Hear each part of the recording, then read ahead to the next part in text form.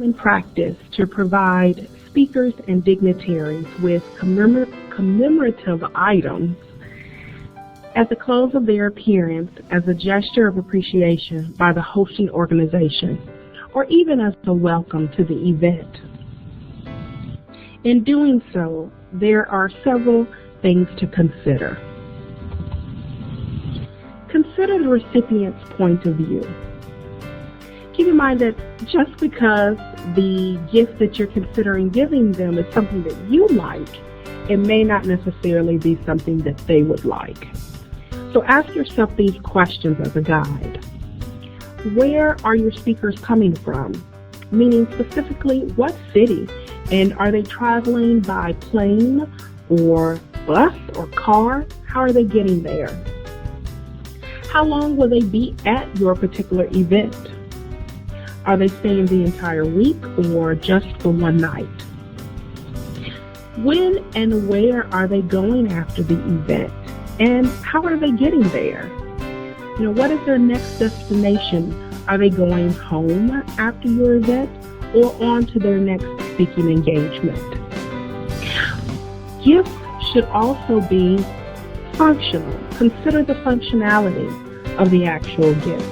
For example, a welcome basket consists of items capable of being used or eaten during the person's stay. Don't put a bag of microwavable popcorn in their welcome basket if they're in a room that doesn't have a microwave. So can the speaker use the gift? Can they wear it? Can they eat it during their stay with you? Consider the gift's physical attributes. How large is it? How much does it weigh? For example, a large glass plaque or a unique trophy sounds nice, but how will they fit it in their carry-on luggage? We would never, absolutely never, want a speaker to have to pay for shipping or for luggage fees to check their luggage simply because they're trying to get home a gift that we've given them. We don't want to inconvenience them.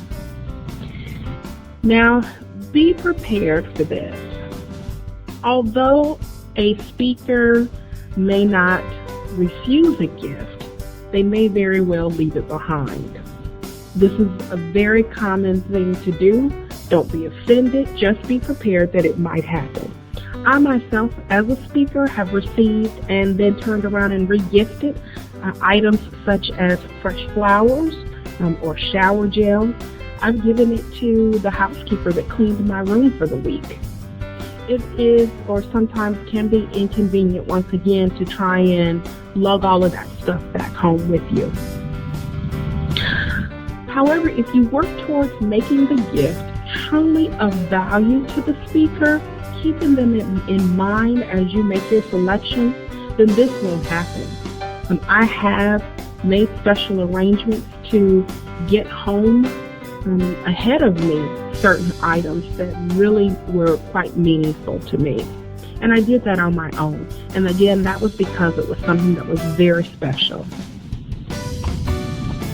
Now, alcohol is another common speaker gift. When you make that selection, be sure that it is a fine wine only, none of the cheap stuff.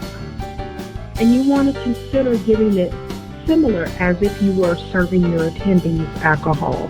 So beware of them showing up inebriated or with a hangover the next day if they are to speak. And don't forget about functionality. If you put this in their room the night of their arrival, then make sure that you've got a wine glass available and that there's a corkscrew that they can use to get the bottle of wine open. Otherwise, this too might be a gift that is left behind for the staff.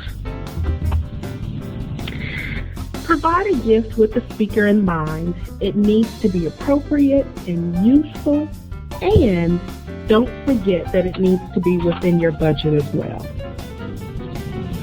Use caution if you are providing alcohol.